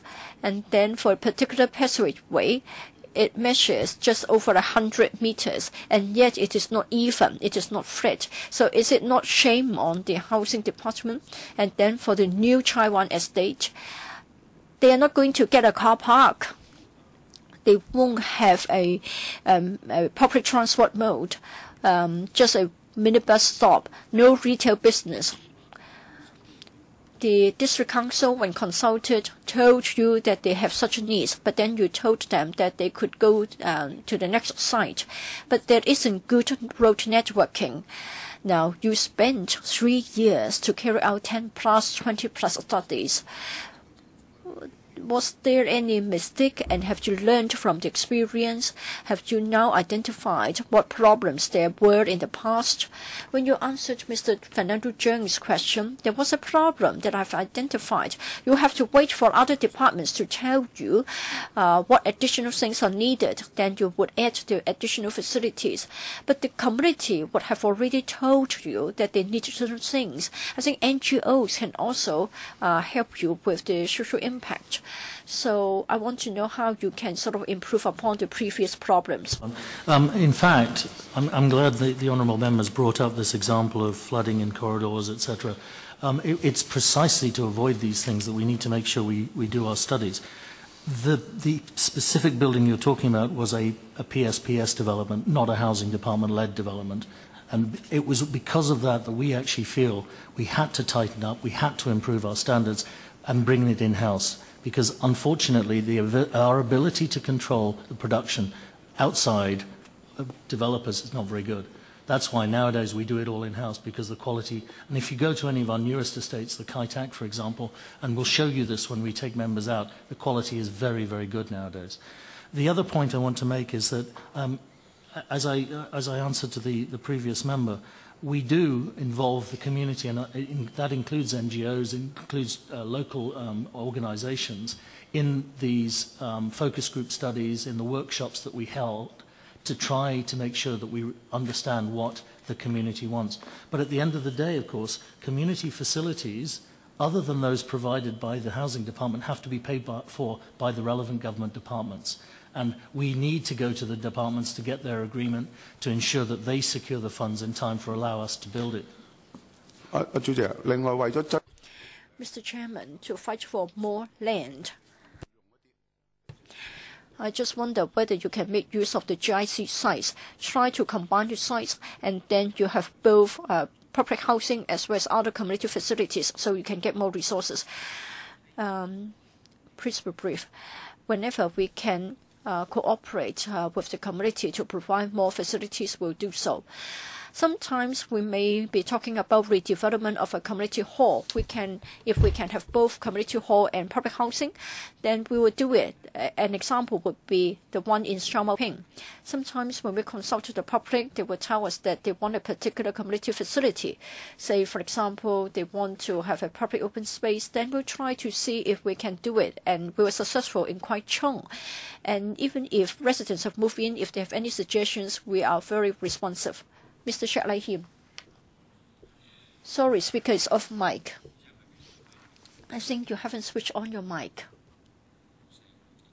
We can't hear you. Yes, it is coming through. Mr. Chairman, I've written a letter to the Permanent Secretary. It was in April. They just gave me a very brief reply. I don't think I've got much information. Now, in principle, in spirit, I support. But for the industry, we want to ask this question. I think workers' safety is of utmost importance, bearing in mind that you are changing the time frame. Now, if you want to achieve this, you need the cooperation of the industry. You can't just impose it single-handedly or one-sidedly. You can't simply impose a wish on us. Because if something untoward happens, we're talking about the loss of lives. We don't want any injuries, and it's not worth it at all. We shouldn't sacrifice lives and limbs for the sake of speed. Now, on this occasion, I'm really unhappy because I've waited for so long. I haven't got a reply to my letter. In fact, this is exactly what I have addressed. What is your letter about? Now, we asked them to face this question. Fast track. Instead of 7 years, 5 years. I said I support the spirit, but I want to emphasize the need to observe safety. So far, I haven't received a detailed reply. They just gave me a very brief reply. I wrote to CY Leung. I wrote to the Secretary for Transport and Housing. Just an officer gave me a very routine reply. Now, they haven't come back to me on this point. They haven't talked about safety today. So what about workers? I think they really have to address this point. Instead of 7 years, now 5 years. If you want to shorten the time, what about the additional cost? I think legislators will be interested to know. It's impossible to shorten the time without a cost implication. Mr. Check? I asked Mr. Check for the nature of his letter. Mr. Check pointed out that the letter has to do with the agenda item before us, the cost implications of shortening the time needed. So, department, please, or PS. As you can see from this, the big effort in terms of shortening time is the preliminary studies. We're not making any significant change, and I answered the earlier question about this. We can shave maybe a few weeks at most over the actual production process because we agree with the member. Safety is the paramount and the most important thing. I hate the thought that anyone, as worker on any of our sites, gets injured, let alone killed. And I've made it very clear to my staff, I've said this publicly, I've said it here before, I would rather delay something by 2 months or 6 months or 8 months if it means we do it safely. And I repeat that because I agree with you 110%. I will reply to your letter if I haven't, I apologize. But I will reply along the same lines because this is very important. Thank you, Mr. Chairman. Thank you, PS, for your reply. Now, the industry has told you that there is a problem. Why don't you have a dialogue with the industry? You are the administration. You can't just impose a wish on us. It is good that we still have the electrical here. I'll ask Ada to expand. As I explained in my reply to the earlier question, we have actually sat down with the Construction Industry Council, our contractors, and site suppliers, workers' suppliers, to have this dialogue that you're suggesting, and indeed it's ongoing. This is not something that involves just the Housing Department. I believe Development Bureau, Architectural Services Department, all of the government has a responsibility to be engaged in that dialogue, and we are engaged in that dialogue. But perhaps Ada can give you a bit more information. We have had very good cooperation with the industry, foundation, superstructure, among the various steps in the construction process. We found the earliest opportunity to talk to the contractors. Ms. Mack earlier on asked a question about safety. I can tell you that we have talked to the workers and the workers' groups. HA sites are the safest sites in Hong Kong. Now, for the private sector, their accident rate is 7. For us, it is 7.4%. In the private sector, over 20%. We are at the historically lowest point in terms of the accident rate.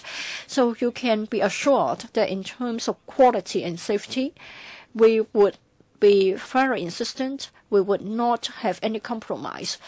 In relation to the compression of time, for the studies, planning, design, the time taken for such purposes, time taken for administration, that would be the area that we have the compression. For construction, we won't resort to compression lightly. It is when we talk about paperwork, administrative work, that we're trying to compress the time. Mr. Chairman, I would like to thank them for answering this question. So even the accident rate is 7.4%, it is still unacceptable. We want to have a zero accident rate. 7% should not be something acceptable because we are talking about the lives of the workers. Mr. Check, I think you have already made your point. Later on, we are going to have a such visit of the construction sites. We'll certainly bear in mind and look at the safety aspects. 當然啦，要 Mr. Shai Wai-chun, there are many factors to consider for these developments. I think there are even more than the department proposes, because we're talking about quality homes. This is what everybody wants. I'm sure the studies will be conducted in tandem and they can actually share the findings. No, timetable compression from 3 years to 1 year. This is no easy task, but I think it's a good idea. Some colleagues here criticized the HD, however. But for myself, I'm concerned about the studies. Some of the studies may be outsourced. I'm sure the department is under great pressure. So please take good care of officers who are under pressure and the possible impact on the officers. So department, please do more for the staff.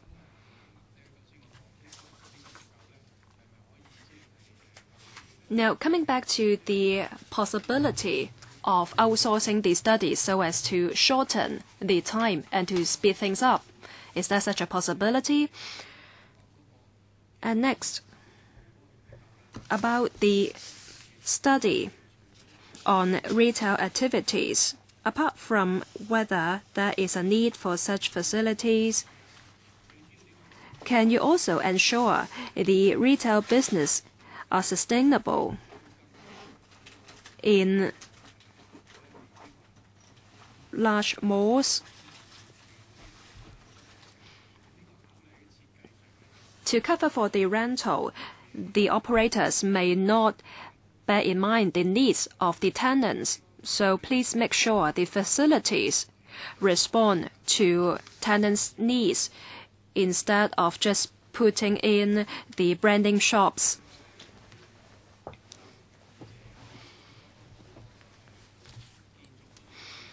Now I want to talk about construction too.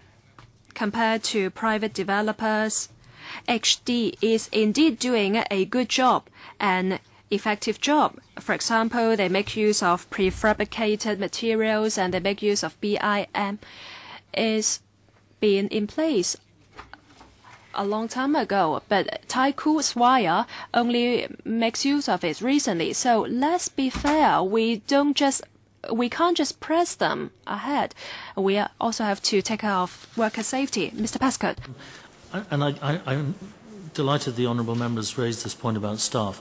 I agree with you. We will secure additional staff through the resource allocation exercise. We have done so, some 300-odd staff in the last 2 years. I will continue to look at that because I am concerned about the workload pressure on my colleagues.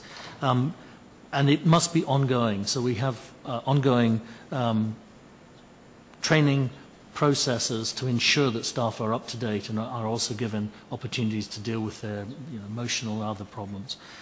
In terms of the retail activities, again, we in our shopping malls communicate with our tenants both in the surrounding areas as to what they would want before the shopping mall is produced, and then once the shopping mall is operated, like for example Domain, we have an ongoing process to try and make sure that the range of shops suits the demand in the area. So that I agree is important.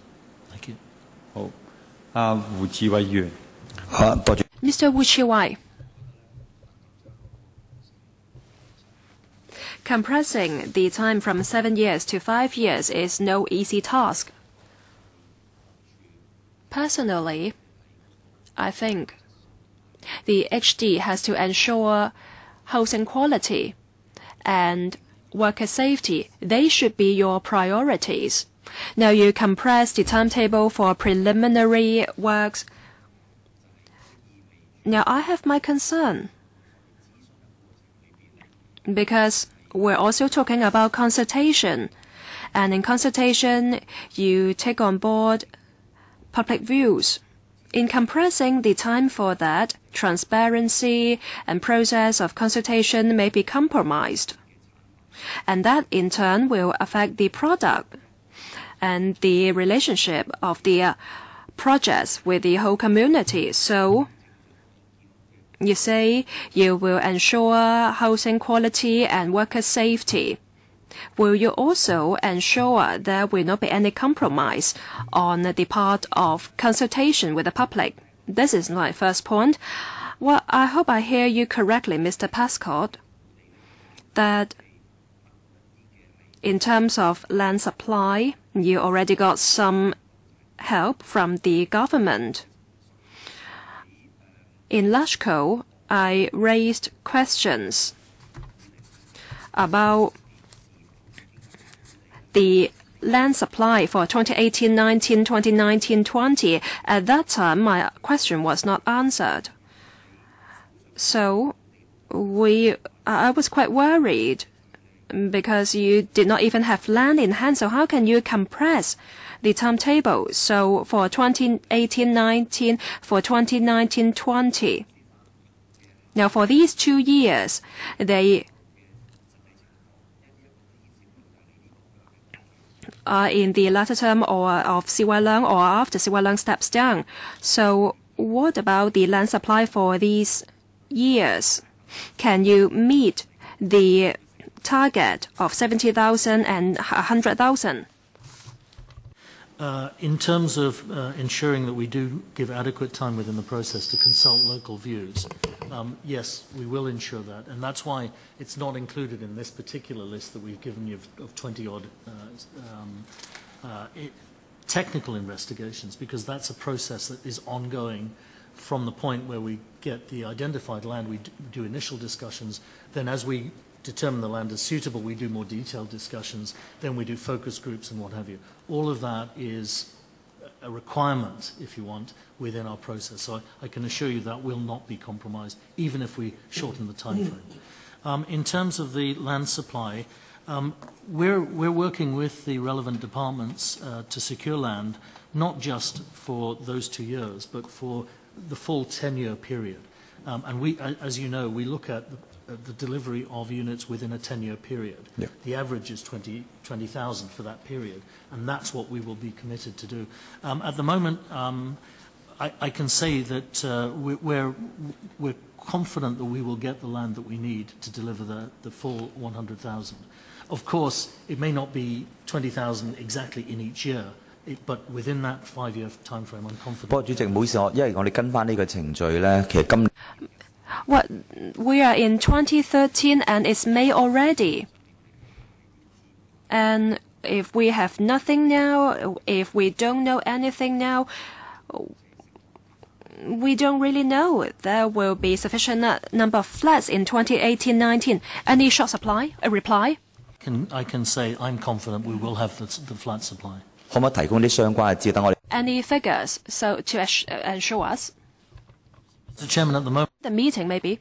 the immediate 5-year program, and in due course we'll reveal those figures as well. But the problem I have, of course, is that there are various different stages of planning, and until I've firmed up the program, it's very difficult to give details. All right. 3 other members have raised their hands, but the meeting will end in 30 May. I have members' endorsement to extend the meeting by 15 minutes. Any objection? If not, let's extend the meeting so members can raise questions. Mr. Tan? Thank you, Chair.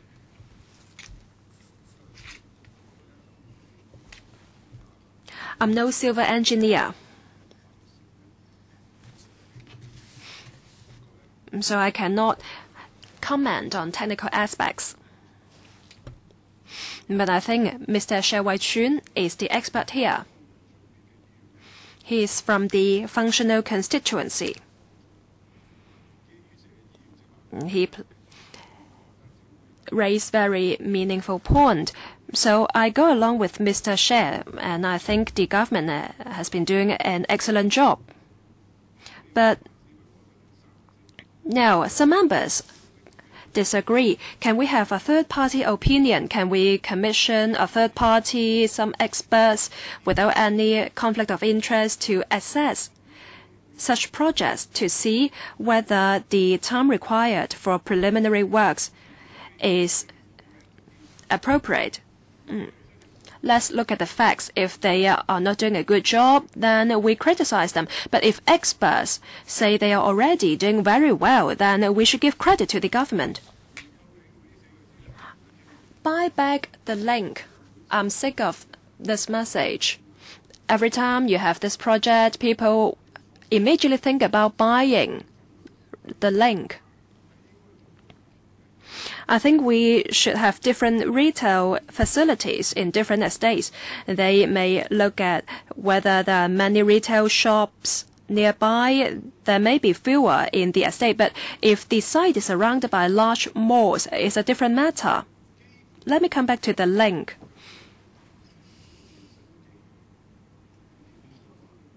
I think they have some sort of standards in terms of the shops, number of shops to be put in the malls. We should not discuss about the vicinity. Otherwise, there will only be expensive shops in the malls. In Hong Kong, we have no control over prices. How can you ensure the prices are low in your malls? They may not be the best products, but you have to bring in cheap products. So, Mr. Pascott, you have to come up with a tenant strategy to control the price. For example, don't give the bid to the highest bidder. Just give the bid to the one with the best business records, because with the large number of patrons, I don't think the price tag is very high. You have to think about it, as otherwise people will keep dodging you about buying back the link. All right, about retail. Mr. Chairman, let me just very briefly touch on the first one. We actually submit many of our projects for peer review by the professional institutions. And we've won awards for some of our projects. Now Kok would be an example of that. We're confident that our projects are as good as anybody's. So I can assure you that we're not afraid at all of an external review. Talking about retail, I'm not going to talk about Link because there are no plans to buy back the Link. That's certainly not an option.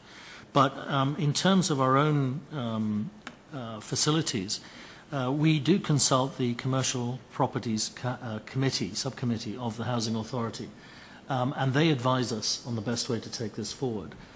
We also consult professional retail advisors to make sure that we're getting the best advice as to what the mix is.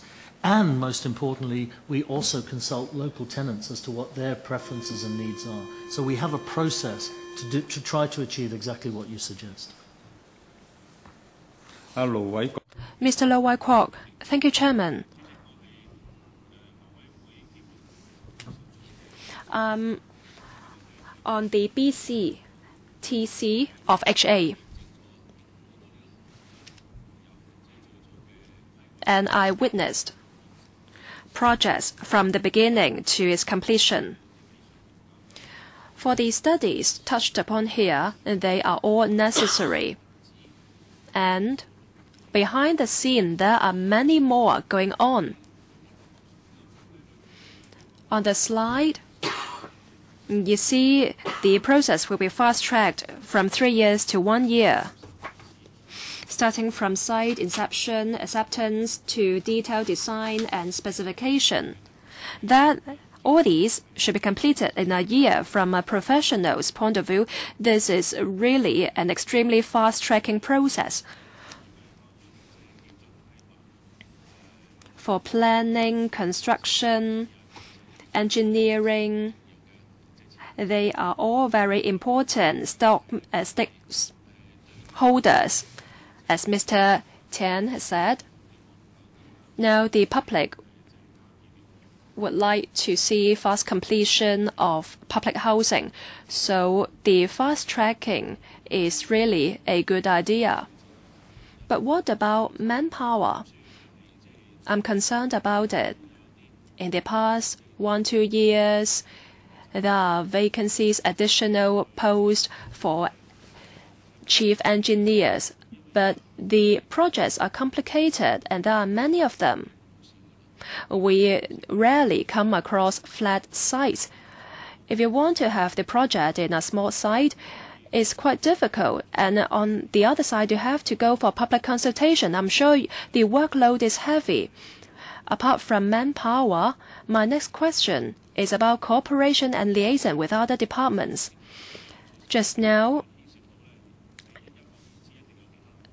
I looked at the studies. I'm sure you have to work with other departments too, say, for example, the drainage studies and the sewerage studies. Now, your assessments may not come as priority for the other departments. So, in terms of liaising with other departments,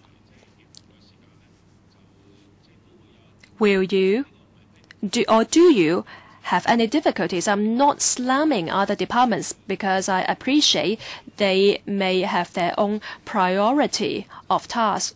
But how can you fight for further cooperation and what's happening in reality?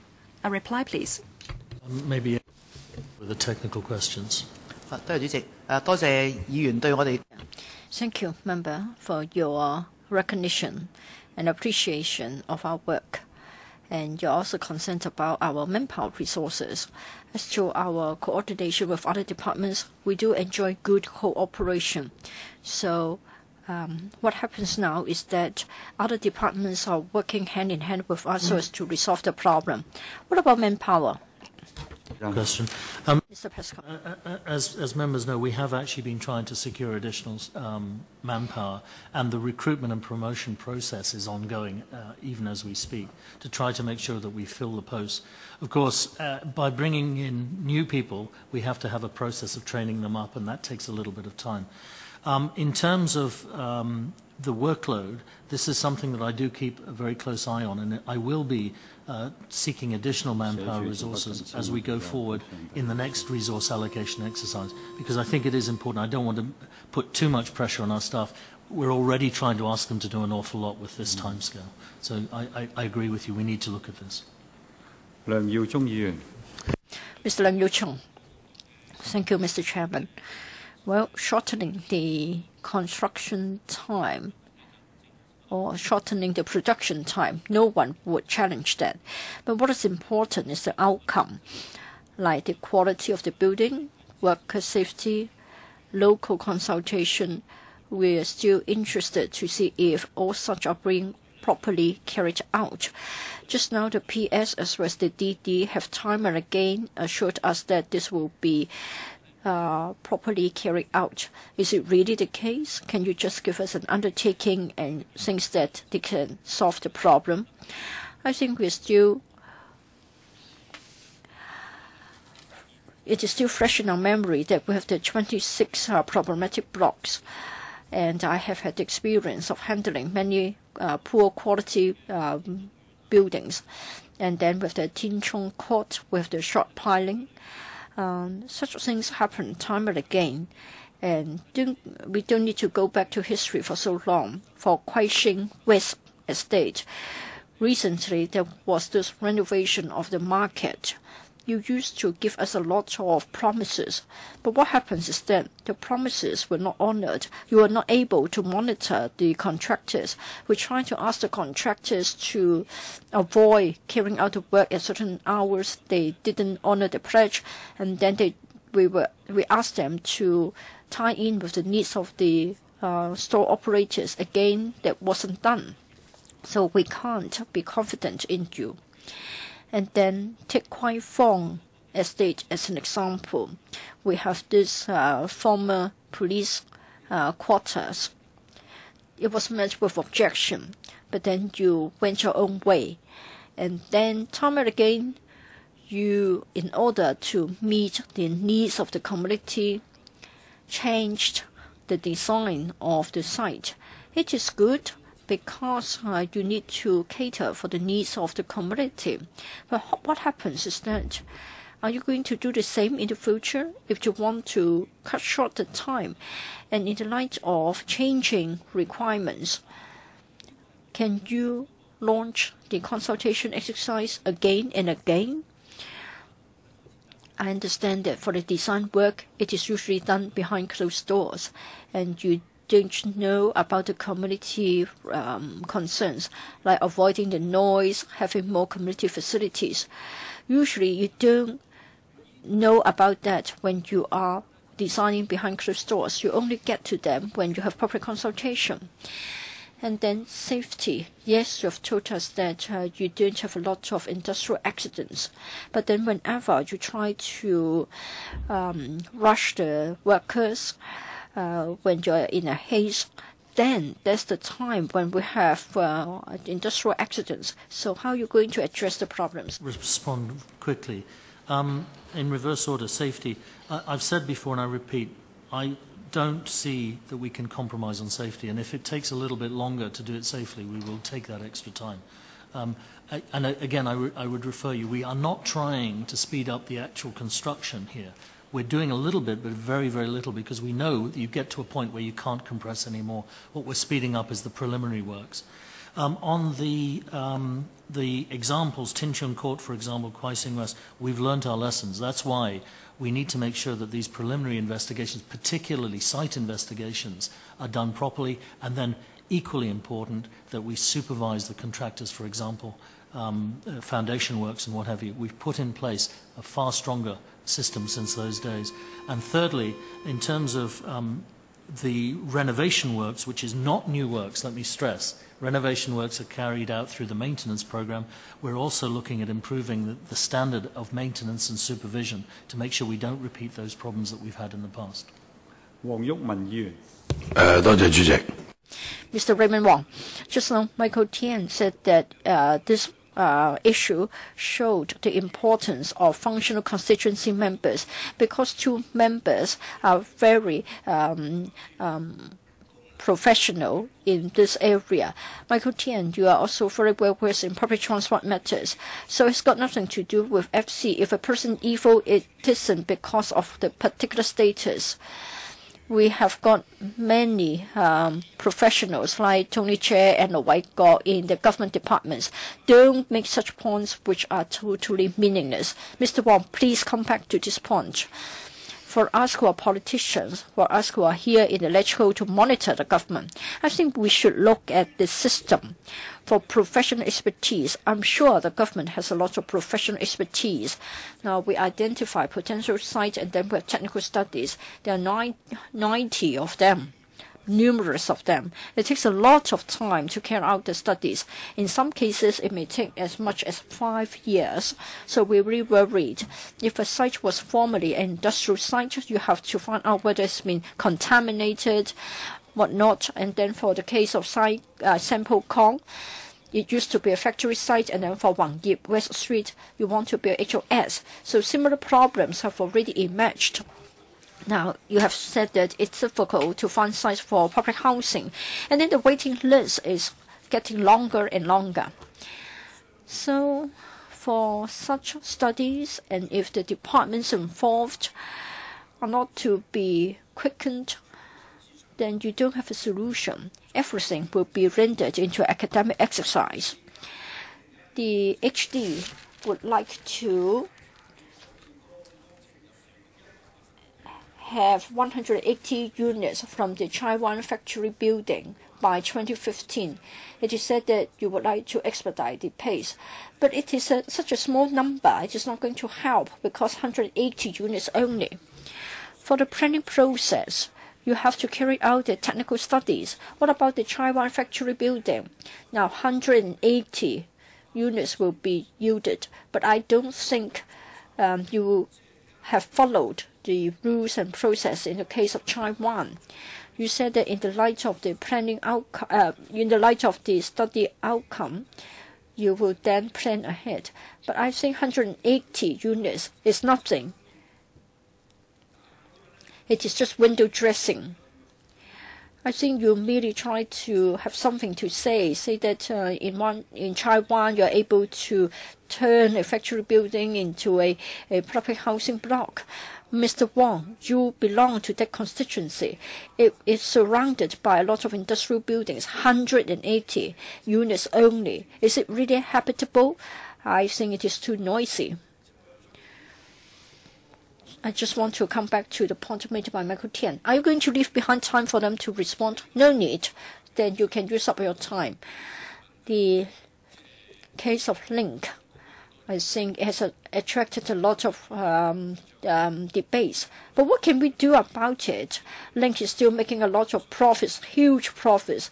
And then all the housing estate shopping malls are monotonous. And the prices are expensive and you don't have a choice. Every time when some people talk about buying back the Link, it is regarded as a political aspiration. It has got nothing to do with the construction of public housing blocks. I don't know why Michael Tien has dragged this in. It is mind-boggling. For a member to refer to this, I think they're trying to settle the scores with the administration. But the administration would not listen to electrical members. You are not going to buy back the Link. You referred to me as the chair of the panel for the case of Taiwan factory building. I think it's a matter of revitalization. It is a historic building which should be preserved. I think it has undergone a long process of consultation, and it is also a response to the District Council's request. Now, there are 4 minutes left. There are 2 members in the second round, 2 minutes each, including the question and answer. Fernando Zhang and then Michael Tien. 2 minutes only. Thank you, Mr. Chairman. Well, from the Bureau, we have been told that the social needs and the social impact assessment will also be carried out. So it is a routine exercise that will send out the departments to find out whether any welfare facilities are needed. This is exactly the crux of the matter. I think we are always lagging behind in terms of the welfare facilities, be it the homes for the elderly, homes for the disabled, facilities for the disabled. We want land. We don't have land. The government itself is crying out aloud that it hasn't got land. Now, there are 25 studies. 15 are mandatory. But we haven't got a social impact assessment. Why can't you include a social impact assessment included as the preliminary studies? Why don't you leave it till later in the planning stage? That is, when you're about to start construction, then you will try to seek the views of the SWD. I don't know whether the SWD can really truly reflect the views of the residents. So why can't you do it in the first instance? That is, when you have a potential site, you already include a SIA, social impact. PS? We don't look at the social interest just through Social Welfare Department. That's just for the facilities. We can consult the District Council and we do workshops with local groups to make sure that we understand on a much more comprehensive basis what the social requirements are. And I think that's the appropriate way to do it. If we rely just on one department, social welfare or health department or whoever, that doesn't give us the full feedback that we need. So I agree, we need a much more rounded approach, and that's what we do. Well, in this case, in fact, in overseas countries, they have got a clear framework concerning social impact assessments. Why can't this be done? I think they have already said in the first round that they would do it at the preliminary stage. Michael Tien, I would like to thank Mr. Wong for reminding me. I have a retail background, so I hope I can contribute to the discussion. This is for the director. Now, the public housing tenants have to pay a lot for the goods. It's not a matter of enlarging the shop size. Now, you have the street frontage, but I don't think you need the street frontage because we are talking about the daily necessities. I think you should reduce the size of the shops. You may need a few more aisles, have a few more secondary aisles, have smaller shops with a greater variety. Anything that comes to their mind can be displayed and on sale. So have small shops. They don't need a large shop space because they are small-scale businesses. In this way, tenants can stay within their estate to get what they need. They don't have to go outside to pay a lot more for similar kinds of goods. So I'm being sincere here. I don't know what retail experts you have got. They are trying to maximize the rental income. They try to maximize the rental income for you. But you better skip such professionals. Get somebody who will serve the citizens. I don't know whether we have got experts out there. But for me, my suggestion is that have more variety, smaller shop spaces. And in future, when you invite tenders, don't just make the rental as the only yardstick. Look at the trading volume. And then you can make sure that the prices are maintained at a particular level. That comment. And in fact, we've adopted that approach in the area D, I think it is, in the domain, where the rental isn't the key criterion. It's deliberately designed for small local enterprises to come in and provide a much more diverse range of products. And we've taken that approach in some cases, and we'll keep looking at that, certainly. Thank you. We have already used all the time. So the last item, AOB, nothing under that. So meeting adjourned. Thank you.